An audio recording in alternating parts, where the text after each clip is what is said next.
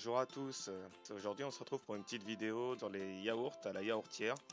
Vous allez voir qu'avec une recette très simple et super rapide à faire, vous obtenez des yaourts maison d'une qualité même meilleure qu'en magasin.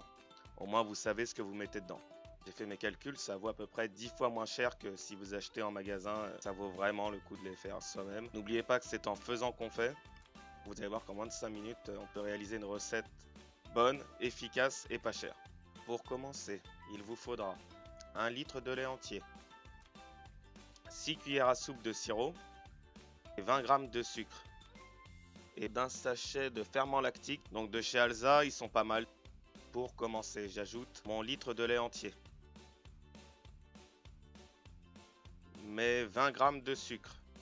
Donc le sucre, c'est pareil, c'est vraiment en fonction de vos goûts. Moi, j'ai trouvé un juste milieu entre le dosage du sucre et du sirop. Il y en a qui mettront plus de sirop, moins de sucre, ou d'autres plus de sucre, moins de sirop, ou d'autres même moins des deux. C'est vraiment en fonction de vos goûts. Ensuite, vous ajoutez votre sirop. Vous mélangez bien, il faut bien que ce soit homogène. Et pour finir, vous ajoutez votre sachet de ferment lactique.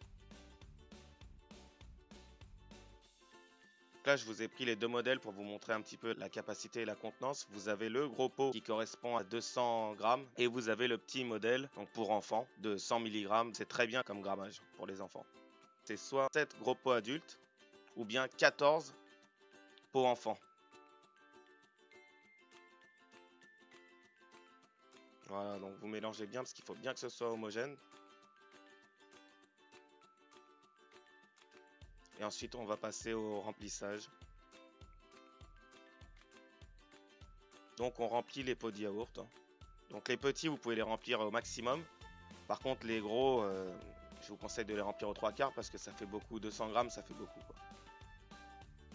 Donc, une fois qu'ils sont remplis, donc moi, c'est une yaourtière de chez Lidl qui fait très bien l'affaire, hein, d'ailleurs. Après, vous pouvez en avoir d'autres, mais celle de Lidl qui est très très bien, hein. Si jamais vous en avez pas, je vous la conseille, elle est pas très chère et elle vous permet de faire vos fournées de yaourt.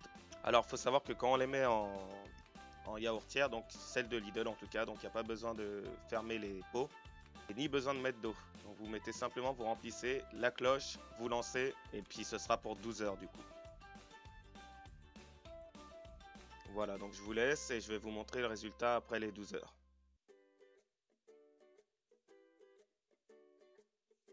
Donc voilà, 12 heures après.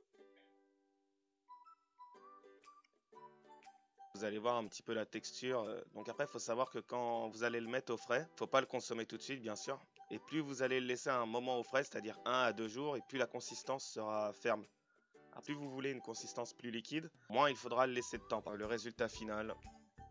Donc il n'y a plus qu'à les mettre au frigo. Donc minimum pour une dizaine d'heures.